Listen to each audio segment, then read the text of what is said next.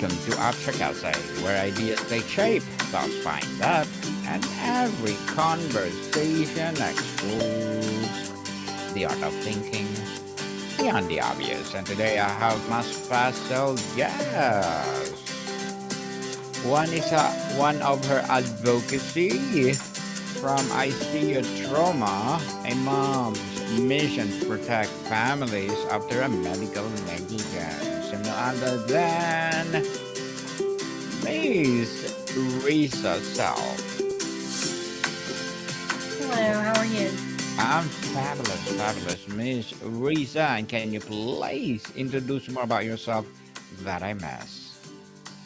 I'm Reasa Selph, and I am a mom in Texas, and just spreading awareness about what happened with our son and how to prevent it for other families. Yes. And today let's talk about how did you miss a sepsis nearly took your 11-year-old son and what parents must know. And can you tell us back to the beginning and describe the first signs that your son was ill? Yeah, so on December 14th of 2023, he had the flu. We went, got some medical treatment. He actually got better, and then suddenly he started regressing and getting very sick. And we went back to the ER on December 23rd. We went to South Lake Methodist ER in South Lake, Texas. And we were there for a little under 2 hours, and they said, "Hey, everything is fine." We're like, "Great." He doesn't really look that great, but they assured us it was viral and that everything was good. So we go home and let him sleep. Christmas morning rolls around, and he can barely move, barely walk, and just extremely weak. And but the mom in us were like, "Hey, doctor said it's viral. We trust the doctor, so let's see what's wrong." And so we started to take his blood pressure, and it was so low, we thought the machine was broken. We take a look at him, and he is yellow. So we called our pediatrician at home, and she said, "Take him to the children's center." And as we pulled up, they immediately took him and started working on him. And we spent nearly 40 days in the hospital. He spent some time on a ventilator. Um, pretty tragic experience. Pretty traumatizing, to say the least. At what point did your parental intuition tell you that this was more than just a common bag? And what did you do when you felt that shift? So I think hindsight, we can say that, or I can say that, probably on the 23rd when we were at the ER and she's telling me that everything was normal. Um, my gut kind of told me otherwise. Obviously, Christmas morning when he's yellow was a huge red flag, but it wasn't until we were in the children's hospital, probably day 10, 12, somewhere in there. They kind of blend together. That did we learn that not only did they not tell us that his labs were off and his kidneys were failing, that his EKG was bad, um, in that he was had a high respiratory rate and low blood pressure. They told us none of that. And so when we learned that, that's when we started advocating and fighting back. Advocating for fighting what is right. And thank you so much for doing that and empowering people all over the world. And we salute you for doing that, Miss Risa. Thank you. The phrase sepsis is devastating. Can you walk us through the critical moment or decision where you feel healthcare system failed to recognize a severity of this condition? So, and I struggle with the word missed because I don't think it was missed. I think it was ignored because there was too many signs, and that one, they didn't tell us, and then two, that some of his labs were misdocumented, and then the EKG clearly said there was a problem, but the doctor in that ER at South Lake Methodist changed it to just say there's no STEMI. In other words, he's not having a heart attack. But she failed to mention the other things. So we felt really betrayed when we try to, reach out to the hospital, reach out to the medical board, and everyone's just kind of pushing us and saying, oh, it happens, things happen. But this is not a miss. This was, in my opinion, gross negligence. And that she just ignored the signs and symptoms and sent us home. She had all of the data, but she chose not to take action on it. Had she given him a few days worth of antibiotics, the outcome would have been completely different. Completely, for sure. The result much better if they get the necessary action. What was the single most terrifying moment for this entire ordeal for you and your family? I think it was probably 15 hours into our stay in the ICU or the PICU, the pediatric ICU, when my son said, I think I need to vomit, and I hand him a vomit bag, and it's a pint of blood that he vomits. And he looks at me and he says, Mom, I see Jesus is Lamb, and it's okay if I die today. And then the ICU doctor said, we're going to intubate him now. We're going to put him on a ventilator right now. And I think that was the moment that I started really realizing how sick he was. And what do you see, or how is your son doing now, and what is his recovery process been like, both physically and emotionally? Emotionally, it's been very tough, um, and a lot for me as well. Just it was such a traumatic event. Um, there's been a lot of emotional things he had to get over because at one point he had a PIC line and 5 IVs. Going from a healthy kid to suddenly very sick was pretty traumatic. The recovery has been long term. We just recently came back from our second or third visit at the Mayo Clinic, and I mean, we're flying across the country to get the best health care because his liver, his kidney, his heart, his bones, he has a lot of long term damage from her ignoring the signs and symptoms. Miss Risa, for parents who may not know, what is sepsis in simple terms? How does it take hold so quickly? Sepsis, in the simple terms, and I kind of remember this from growing up, was my parents would have said, "Oh, it's a blood infection." So it's basically where you do get an infection in your blood, and your body reacts. It overcompensates with its immune system, and that is a very layman, undoctor term or explanation. But and then as it gets so bad, your organs start to shut down. Thank you for that. A simple term so that people know what is a sepsis really is. So, what are the specific, maybe subtle signs of sepsis that parents should watch for that beyond a high fever? Yeah, so interesting. We learned that high fever is not always with every kid or every sickness, but low blood pressure, high heart rate. So that heart rate that's high, low blood pressure, and Nicholas's case, inability to urinate was part of the problem. Um, and then the other is where they have some sort of joint pain somewhere. So for him, it was his arm and his back, but you're at a higher risk if it's like a secondary. So if you've had the flu recently or you had COVID recently, some other illness that would weaken your immune system. Ms. Risa, what what is the question, or what is the one question every parent should ask a medical profession or professional if their child is very sick and not improving?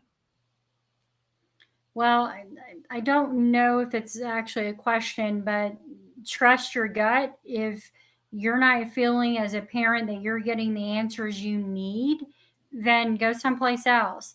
If there's just something specific, ask for those records. As a mom, I have a lot of mom guilt by looking back and by not saying, let me see those labs, let me look at them, um, because I trusted because it's a doctor. But ask for them, stand up for yourself, advocate. They make mistakes, they have bad days, they obviously ignore things, and so we got to keep track on a few of those things. Yes, be vigilant, people. Yes. And how does a parent effectively advocate for their child in a busy medical setting without feeling like they are being a difficult or anxious parent? So I think as moms or as parents, we have to step away from that people pleasing feeling, and trust our gut, advocate for our kid. It doesn't matter if the doctor is not happy that we asked for a second opinion or that we've asked for something else. This is your child, or your husband or your spouse or whatever, but it is okay. I mean, that is their job. We don't hesitate to ask a waitress or ask anybody else in different professions to, that we need something else. So we should treat them the same. Treat the same people equal indeed. Based on your experience, what do you believe is the biggest gap in medical professionals are trained to recognize sepsis in children?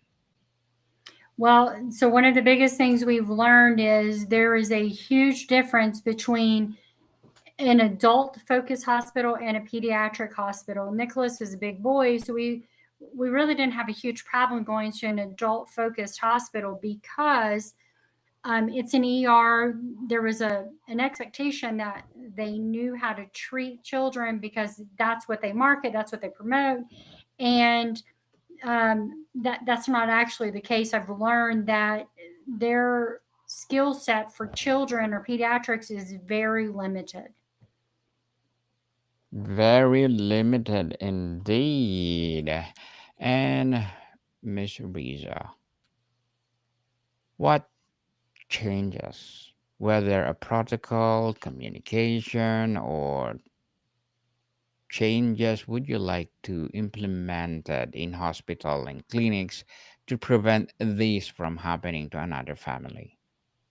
So one thing that we're working on is advocating for legislation change in Texas. Texas is very difficult um, for patients to either sue or get accountability. So we want legislation change that it is it's a little more displayed or acknowledged that they are not pediatric certified. We also want accountability and transparency from our regulatory agencies, so Texas Medical Board, the Texas Nursing Board, that when these physicians or these nurses don't do their job, that we are not protecting them, but we are holding them to a standard in which they should be. If I would have done what she had done, they probably would have taken my child away and put me in jail. And but because she's a doctor, she gets a little more leniency, in my opinion. Ms. Riza, you become an advocate through this trauma. What has that journey been like, and what has been the most impactful way you have found to spread awareness? Um, the journey has not been easy. There's been days I wanted to give up, but I simply refused. One of the most impactful things is we were featured on the front page of the Dallas Morning News. We received hundreds of emails, calls, texts of other people that have been through some type of similar situation, and we know that it's widespread. And it was tough. It was really tough to hear some of those stories, not only from the same hospital, but from other hospitals that were in the area, but that this is happening in a lot of places. And we're kind of accepting it, in my opinion, in some capacity because we don't have any change. Ms. Riza, have you connected with the other families who have had a similar experiences?